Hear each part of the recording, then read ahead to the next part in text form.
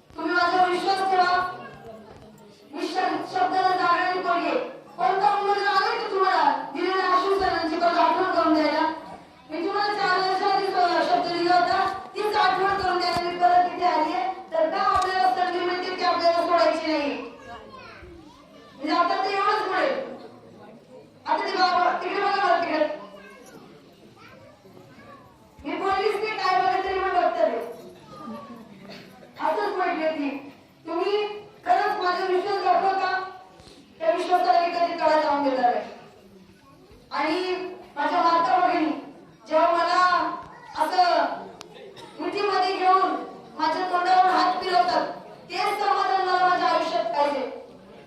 आता लांडे साहेबांचं सगळं आयुष्य गेलं आपल्या समाजासाठी काम करता लोक अनेक टीका टिप्पणी करतात. आता निमगिरी गावामध्ये तिथं एका गरीबाच्या 50 कोंबड्या वाघाने खाल्ल्या 2 बकऱ्या खाल्ली. लोक टीका करतात हा कोंबड्यांसाठी जातो. हा विचार कोणी करतो का त्या गरीबाच्या 50 कोंबड्या खाल्ल्या त्याचं किती नुकसान झालं असेल. म्हणजे स्वतःही करायचं नाही आणि दुसऱ्यालाही करून द्यायचं नाही. फक्त येऊन आपल्या पुढे उभं राहतील माईक घेऊन एवढे 2 शब्द म्हणतील जय हिंद जय महाराष्ट्र कला कष्ट आणि महाराष्ट्र एवढेच फक्त बोलून तुम्हाला फक्त बोलतापामध्ये अडकणार.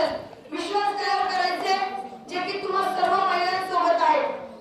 मला बरं वाटलं तुम्ही ते माझ्यासाठी थांबून राहिलात आणि माझे 200 शब्द ऐकून घेतले. असंच प्रेम करत राहा आणि येत्या 5 तारखेला आपल्याला घड्याळ या चिन्हासमोरील बटन दाबून आपल्या दोन्ही तिन्ही उमेदवारांना भरघोस मतांनी विजय करायचे. कारण 7 तारखेला एवढा गुलाल उधळायचे की जुन्नर तालुक्यामध्ये एका पण दुकानामध्ये गुलाल शिल्लक नाही राहिला पाहिजे. विजय हा माझा एकटीचा नसणार आहे, आपल्या सगळ्यांचा असणार आहे. त्याच्यामुळे सगळ्यांनी ताकदीने उभे राहा. माझी तरुण वर्गाला विनंती आहे आता ना तुम्ही तुमच्या बहिणीच्या मागे उभे राहणार तर मग कधी राहणार.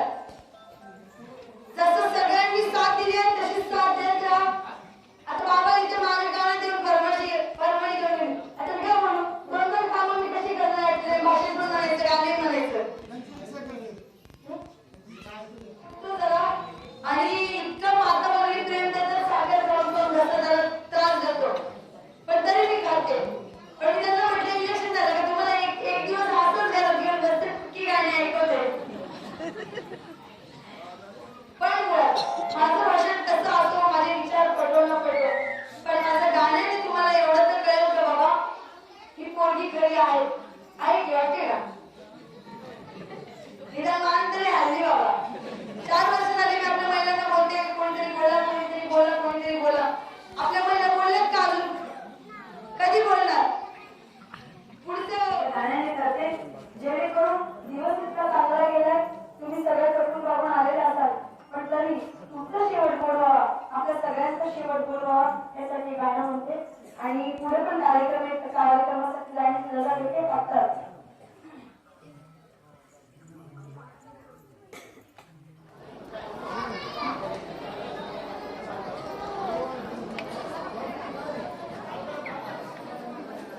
या ठिकाणी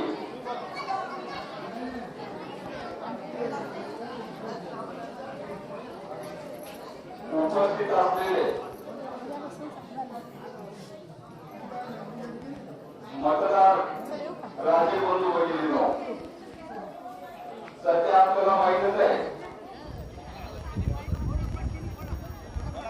आज हळदी कुंकवाच्या कार्यक्रमानिमित्त इथे भेट द्यायला येताना आम्ही सकाळपासून आपल्या भागातील सर्व गावांमध्ये प्रचारादरम्यान फिरत होतो आणि येता मला माहिती नव्हतं.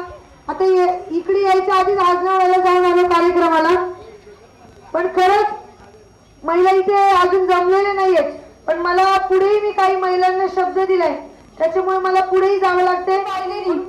मी पाहिलेली स्वप्न पूर्ण करायची वेळ आता आलेली आहे. जे आश्वासन जो शब्द मी तुम्हाला दिला होता याच्या आधी तो शब्द पूर्ण करण्याची आपण पहिली पायरी चढत आहोत. आणि जेव्हा आपण जिल्हा परिषदेला निवडून आलो तर प्रत्येक महिलेला जसं मी बोलली होती वैयक्तिक लाभ असेल पीठगिरणी शिलाई मशीन किंवा पाणी मेन समस्या पाणी शिक्षण आरोग्य या सगळ्या गरजा पूर्ण करण्याचा माझा प्रयत्न असेल. आपले तुम्हा सर्वांचे लाडके ठेवला माझ्यावर त्या विश्वासाला मी कधीच तडा जाऊन देणार नाही. साहेब जसं काम करत आले त्यांच्यासारखं नाही म्हणता येणार पण त्यांच्या सावलीत राहून थोडंफार तुमच्यासाठी सगळ्यांसाठी माझ्या माता भगिनींसाठी काम करण्याची माझी इच्छा आहे. तर तुम्ही ती संधी मला नक्कीच द्या. माझ्या समोर अश्विनी ताई आहेत कमल ताई आहेत एक बाईने ठरवलं तर ती घर किती चांगलं सांभाळते. आज मी 3 वर्ष होतील केवाडी गावची लोकनियुक्त सरपंच आहे. मला अभिमान आहे की महिला कुठेतरी पुढे जातात आहे. आणि त्याच्यापेक्षाही जास्त सार्थ अभिमान या गोष्टीचा आहे की मी तुम्हा सगळ्यांसाठी काहीतरी काम करणार आहे. तुम्ही माझ्यावर विश्वास ठेवा. तुम्ही दिलेला शब्द मी कधी कानाखालून जाऊन देणार नाही. तुम्ही हाक द्याल त्या हाकेला हो देण्याचं काम मी भविष्यात करेल. इथे मी सगळ्यांना भेटायला येणारच होती, पण आता तुम्ही हळदी कुंकवाचा कार्यक्रम ठेवला त्यामुळे मला मध्येच यावं लागलं. कारण प्रत्येक घरी मला भेट यासाठी द्यायची होती. कारण माझी महिला म्हणजे पुरुष म्हणजे सगळं आपल्या गावातली माणसं कोणत्या कोणत्या अडचणींना सामोरे जातात हे मला बघायचं होतं. का बोलतात ज्याचं जळतं त्याला कळतं. त्याच्यामुळे मला ते अनुभवायचं होतं. पण जरी अनुभवलं नसेल मी येणारच आहे इकडे. कधी मला भविष्यात संधी मिळाली निवडून तर आपण येणारच आहोत. पण निवडून आल्यानंतर मला या गावात परत यायचं नाही विचारायला की मला काय काम करायचंय. कारण मला माहिती आहे मी जर इथून फिरून गेली तर या अडचणी सोडवण्याचा माझा प्रामुख्याने पहिला प्रयत्न असणार आहे. साहेब इथे येणारच आहेत, पण मला पुढे जायचे म्हणून मी इथे भाषण पहिलं करून जाते बाबा. कारण तुम्ही जशा माझ्या महिला आहात, तुम्ही जशी माझी वाट बघत आहात, तशाच माझ्यासाठी अजून काही महिला तिथे वाट बघत असतात की माहीताई येईल म्हणून. तुम्ही माझ्यावर विश्वास ठेवा. त्या विश्वासाला मी कधी तडा जाऊन देणार नाही. एवढंच मी शब्द तुम्हाला हळदी कुंकवाच्या निमित्ताने घेते आणि माझा मनोगत थांबवते. जय हिंद, जय महाराष्ट्र, जय आदिवासी.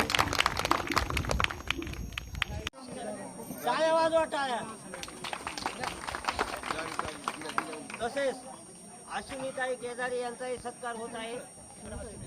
तसेच कमलताई जांगड यांचाही सत्कार होत आहे. टाळ्या वाजवा.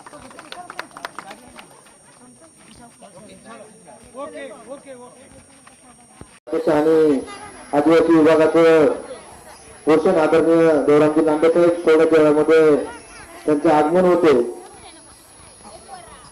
मी सर्व मतदार बंधूंना एकच विनंती करतो तर मित्रांनो, माय माऊलींनो, लांडे साहेबांना महिला भगिनी तसेच तरुण वर्ग उपस्थित सर्व ज्येष्ठ खऱ्या अर्थाने या होऊ घातलेल्या जिल्हा परिषदेच्या आणि पंचायत समितीच्या निवडणुकीसाठी खऱ्या अर्थाने या भागामधून आपल्या जिल्हा परिषदेचे उमेदवार माईताई अमोल लांडे आणि पंचायत समितीच्या भावी उमेदवार अश्विनीताई केदारी यांच्या पाठीमागे खऱ्या अर्थाने तुम्ही खंबीरपणाने उभा राहावा अशी आशा व्यक्त करतो.